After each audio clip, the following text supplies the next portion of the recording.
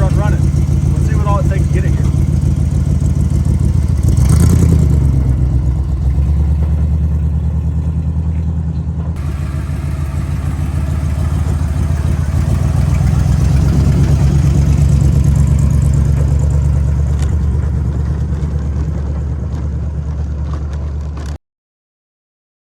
What's going on, guys?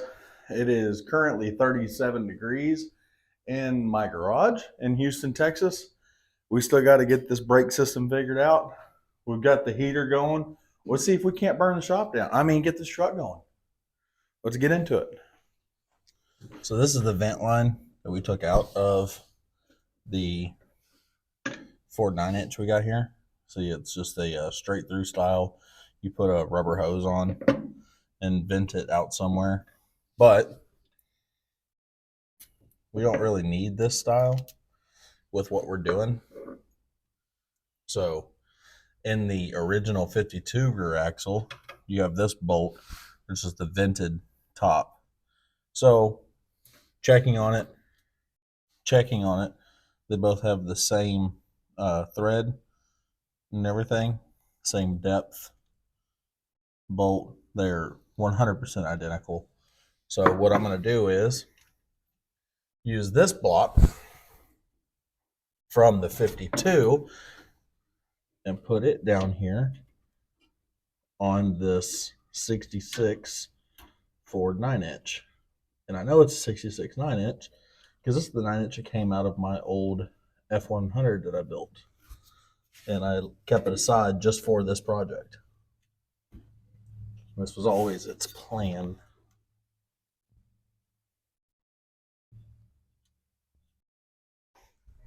All right, we got that one all put together. Now we're going to head to the front. We're going to pull these lines off of here. We're going to bench bleed this master cylinder. You don't have to bleed it on a bench vise. You can do it this way, mount it together, put it in the vehicle, run your little hoses here. You run these out of the fitting and up into the bowl, and you can use your brake pedal and just do it the normal way, like how you would just bleed your brakes. You're just doing it like this. Now, I will typically have somebody inside the truck and I'll watch it so that way I can keep an eye on it closer if I don't have a vise available. Here at my house, the only vise I have is a little tiny one, and it's sitting on a table in there and it's not bolted down. So doing a bench vise bleed on this one is not the option. We have to do it on the truck. Whenever I go to my shop, I have a vise up there, but we're working on this truck in the garage. We're trying to get it done. So we're going to have to do it this route. So let me get this set up and we'll start bleeding.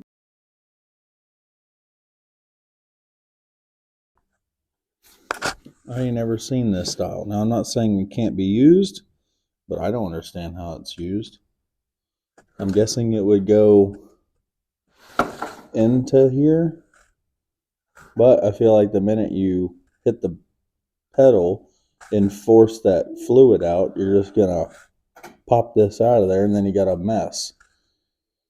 So I'm just going to make a quick set of hard lines coming out of here. Whoop, whoop, and do that because that's going to be way faster, way easier, and I'll just throw some hard lines on the shelf, be able to use them for the next go around on the other car. So hang tight. Let me make a quick set of hard lines.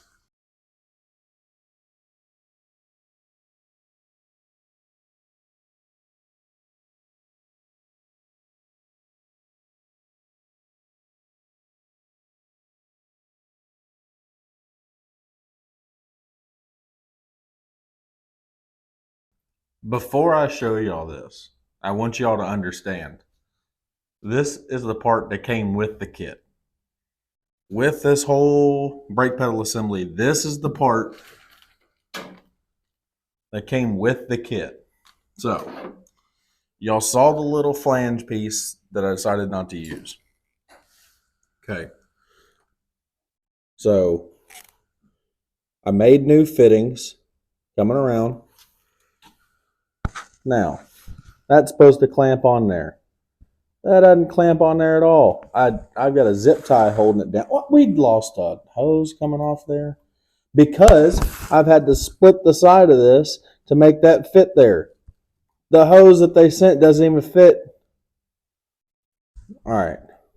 This is going to be a mess, but let me try to get these brakes bled. I might have to put another zip tie around here to hold these in place. Let me see what I can get done. See if I can get my wife out here to come pump these brakes, because it seems like if we're going to get it going, we're only going to have one chance. All right, go ahead and start pumping.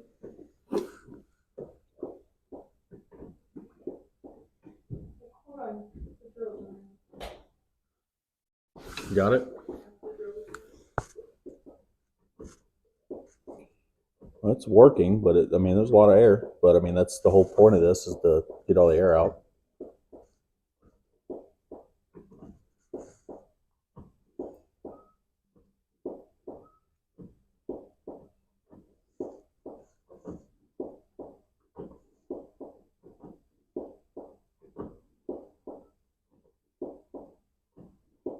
Push down and hold. All right. That's it. Look at those solid brake lines.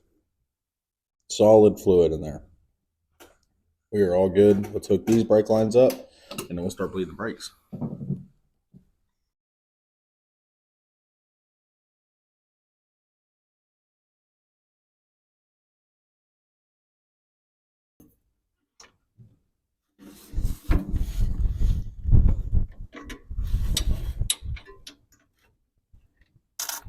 Oh yeah.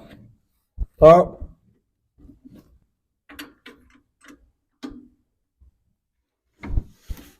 Hold.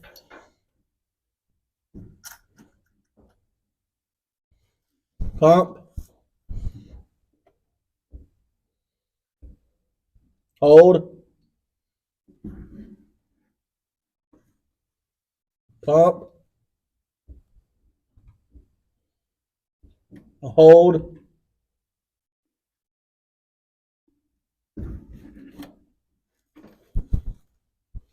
Pump.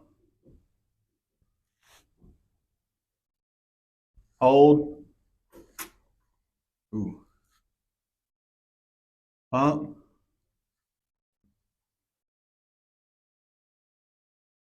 Hold. Pump. Hold. Pump.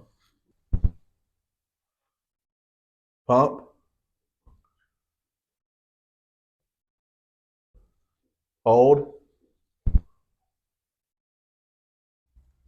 All right. So now we're going to move this thermostat for the electric fan. Got it broke loose here.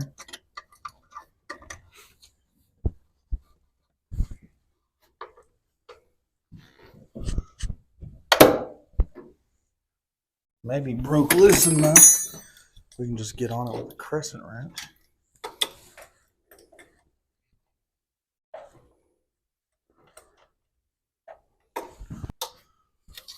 Is this finger tight? Nope. So it should be finger tight. Oh yeah. All right, let's grab this one. Put it in the on position.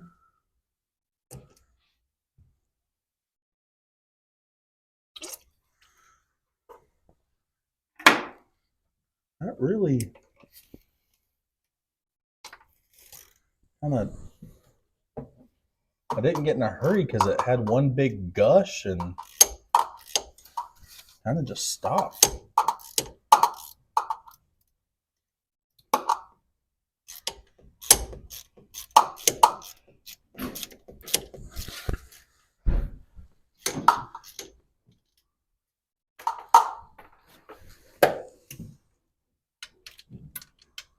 get in a little bit better position here.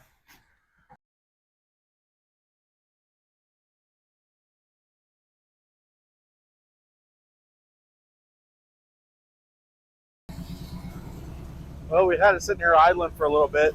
The fan just kicked on, so now we know the electric fan system and everything's working.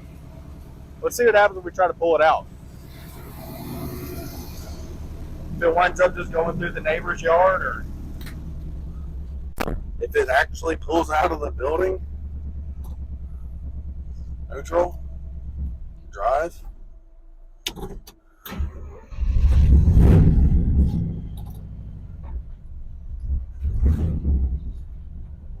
We got brakes.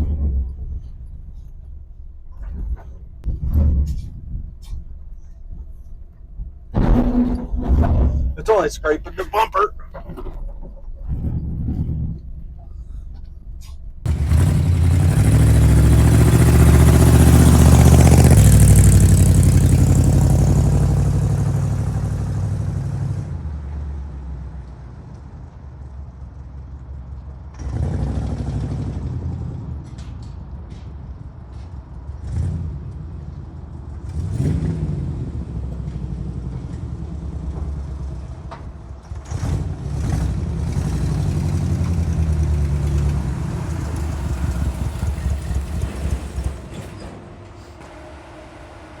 Well, we managed to get it outside, and it's running, but it ain't happy. So what I'm thinking is this carburetor hadn't been rebuilt or touched since whenever we stopped driving the truck, and it's been parked since then.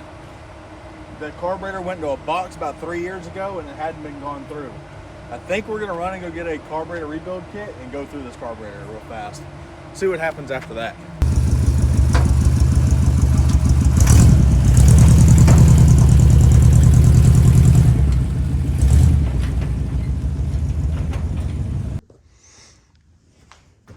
Luckily, I can pretty much pull this carburetor apart in my sleep. Pull that one off there, pull that one off there.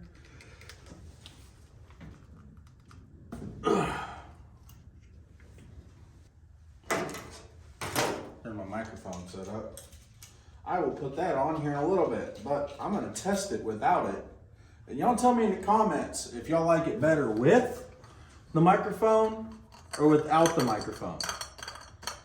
I don't know. I'm still testing it all out. I might have to get a different one that's better, one that's just go without. See what happens. But we're still trying to get it figured out. We're dialing it in, just like a carburetor. Pretty much everything that you see here is either rebuilt or new, minus the long block of this engine. This is a 305 unknown miles. I do know that there is 0 performance parts put into it. It is a 100% bone stock 305. With that being said, man, it is a smooth running engine. Very smooth running engine. Like, I'll give y'all a hint. I've got three ideas for this truck. I daily drive a Volkswagen Jetta with a 1.9 ALH diesel in it. I've thought about putting that engine in here, a little 1.9 liter turbo diesel. Thought about maybe pulling this out and slapping in a carbureted 5.3 LS motor, truck motor, whatever you want to call it. Just doing a carbureted version and everything bolting back exactly how it is, keeping the glass packs on it. Man, just as down and dirty and cheap as possible, and do like a budget build 5.3 setup. Maybe put a cam, but just carburetor. carbureted intake and the MSD box up on top and get it in here and see how easy it is for somebody else to do. Or maybe just put some parts inside of this one and see what happens. But as of right now, let's just get it dialed in. But y'all tell me which one y'all want me to run. We got 3 options. We got, it wouldn't take nothing to find a 5.3. It wouldn't take nothing to build this one, and it would take a little bit more work and knowledge to put that 1.9 liter in here. But that's the plan with that engine anyway. It's gonna go in one of these projects. I just don't know which one and when. But it's a possibility this could be it. All right, so we're gonna tear this Edelbrock carburetor apart. And it's pretty straightforward. You literally just take it apart and put it back together. Take it apart, make sure you remember how it went. Or if you're filming YouTube, you're showing yourself how you took it apart. Luckily, I've done enough of these. I pretty much remember how they all go, but watch, now that I said that and y'all are watching, I'm gonna mess it all up. But pretty simple to take a carburetor apart. Take these off here. You want me to name everything?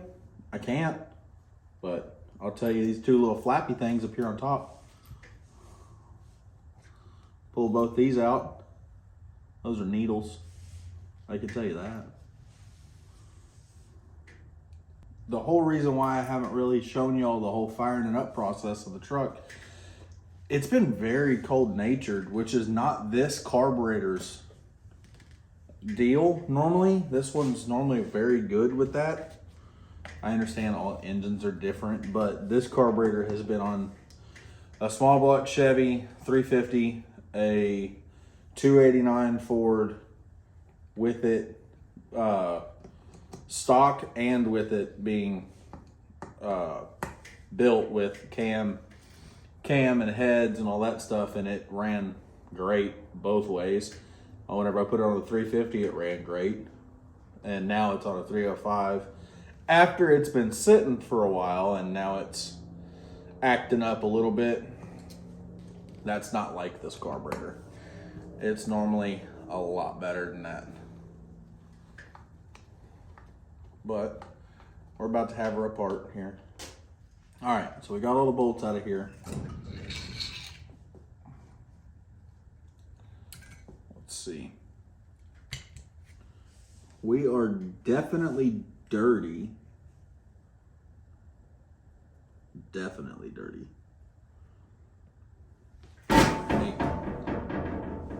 Whoa. Let me pick y'all. I'm gonna bring this over here and show y'all. Then I might go dump it out. Environmentally friendly, of course, but y'all see all that dirtiness in there?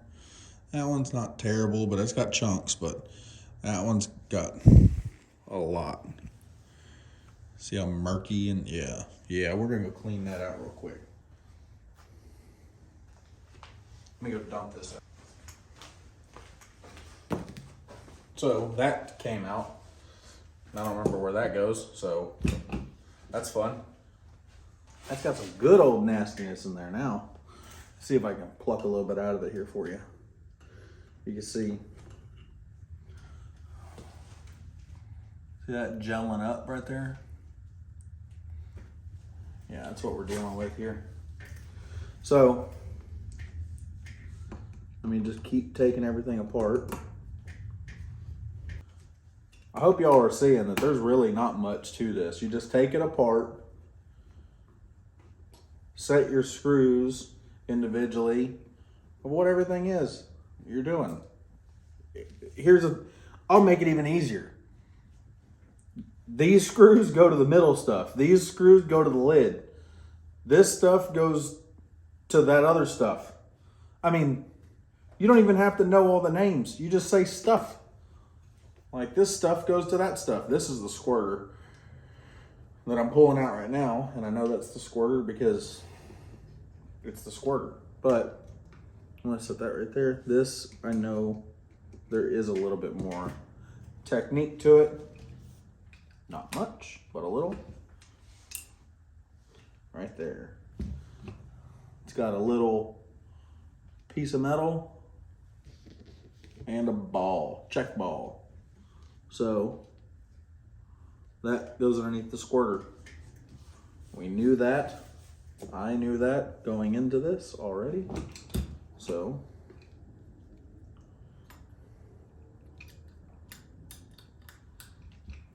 we're not getting any action from these other blades.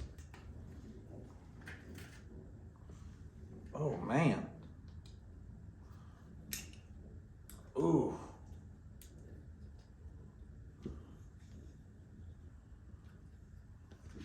Y'all take a look at this. What's it hung on now? Move that. Yeah, these blades right here ain't wanting to really do nothing. So we're gonna work on these. We're gonna really try to get these doing something. Because I believe all of our choke mechanism runs off of that one.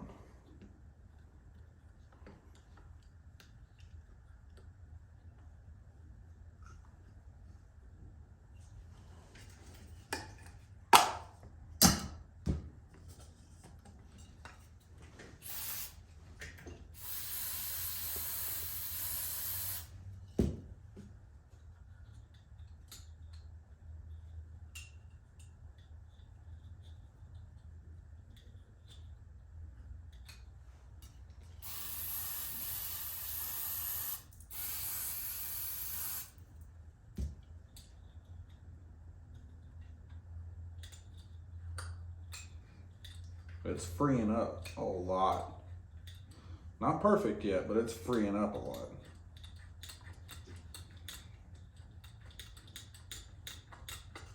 Let's flip it over. Go the other route.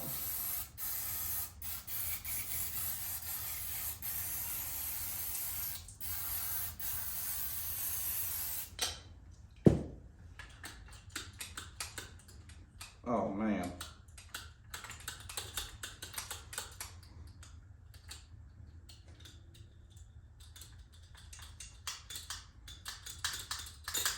There we go. That's all freed up now. The body is as clean as I'm gonna get it. It doesn't need to be any cleaner than that for what we're doing. So this can go sit back in there. You got a vacuum cap in there, that's nice. Pull these dowels. Pull your floats. Pull these needles.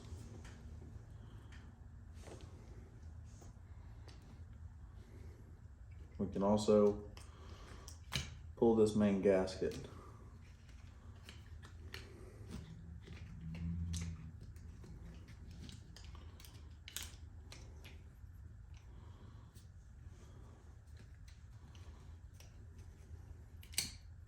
And it's split right there, which it's fine.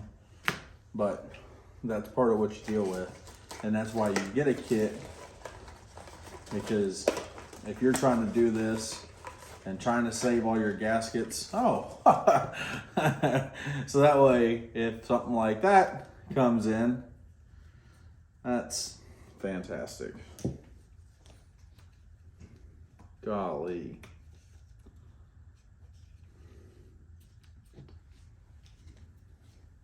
Well, we'll see if it'll seal. Should, but we'll see. Pop this back off here. Make sure these are cleaned out.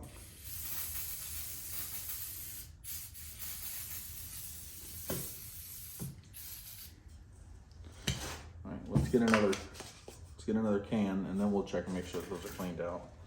There's a little tiny hole down inside of there, and if you back feed your fluid through it, you can see it coming out down here, which is where the carburetor fueling inlet is.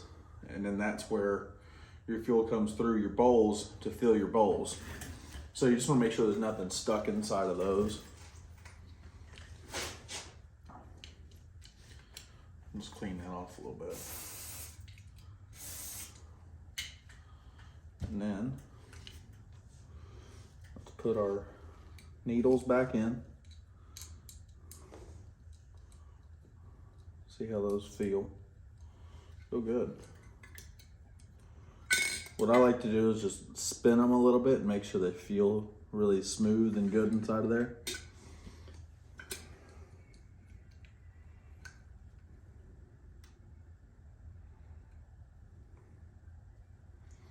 Put your dowels back in. I'm gonna say a good majority of our problems had to do with those sticky butterflies. And then you gotta do it all over again because you forgot. Hey, I'm human. I make more mistakes than most, but less than lots.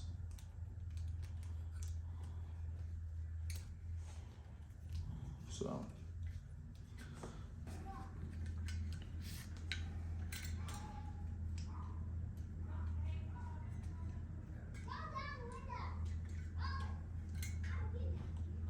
I can hear my wife and daughter playing outside, doing something. I don't know what, but it sounds like they're having a good time. While the choke is shut right here, down here, this is where you set this screw right there.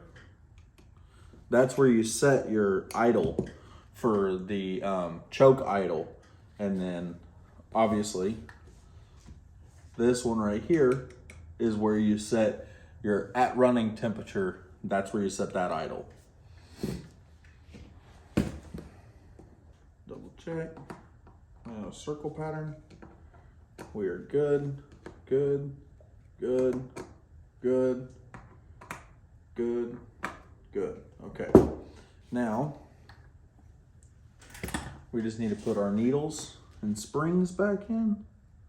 So drop spring, drop needle. It's got plenty of spring to it. Drop needle. Ooh, we're hanging on something.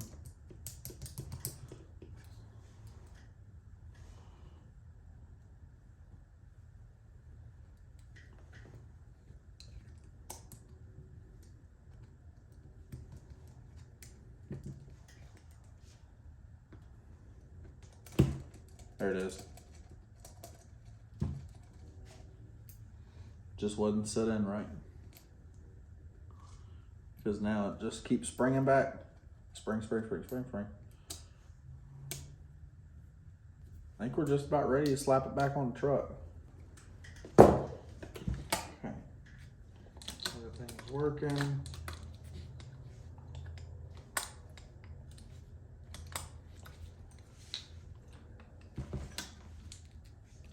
Oh yeah.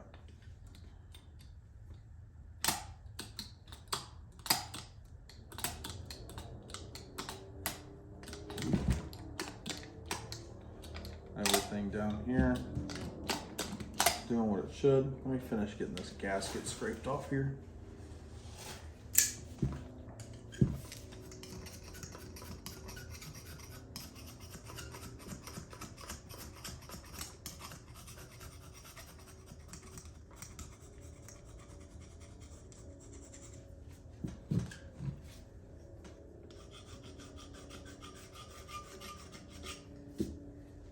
All right. So now we'll take this one.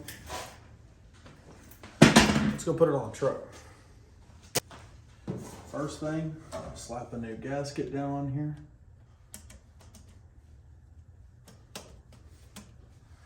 then slap our carburetor on.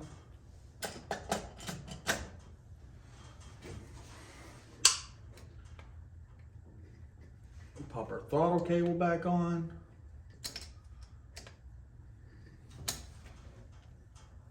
There we go, snap that on.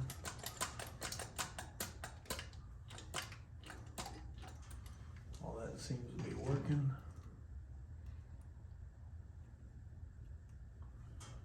Connect that.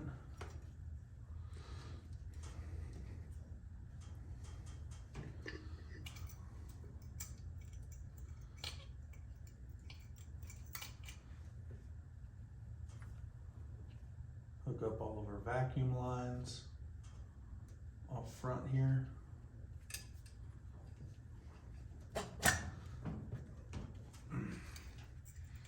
Actually, I popped the old double spring out of here, so I can put this side of the spring back together. Now pull. The way I like to do it is pull the inner spring on first, outer spring on second. It doesn't fight you nearly as hard. So we need to tighten this down with Phillips head. Pop all of our washers on here. Tighten down our nuts.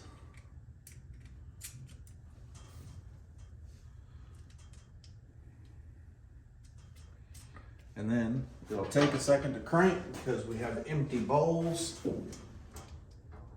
but we are aware of that.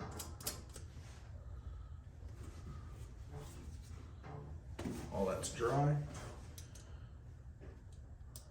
Always like to feel, make sure, like these bolts ain't got nothing. That's residual from something else. I'll bump this one back here from whenever we're bleeding the brakes, and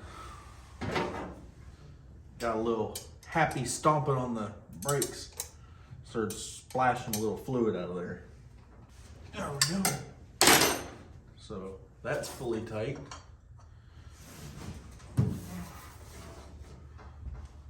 Put that on there.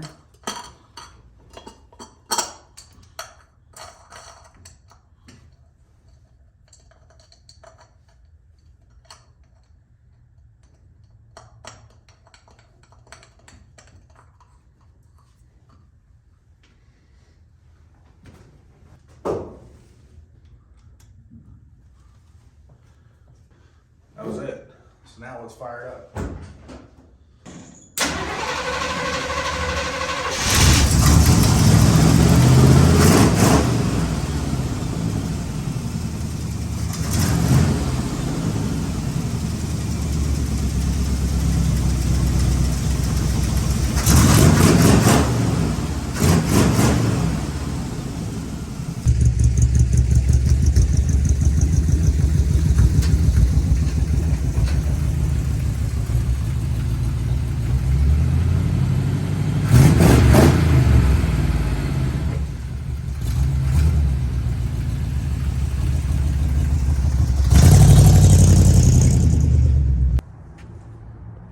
Alright, that's gonna do it for this week. We got the truck all running. We got a little bit more tuning and everything to dial in over time, but the hood's back on, the brakes are working, the truck's sitting back down on the ground, and it's driving again for the first time in 3 years since we pulled the engine out of it. So we got a lot more coming. We got a lot more to do. Let's dig into it.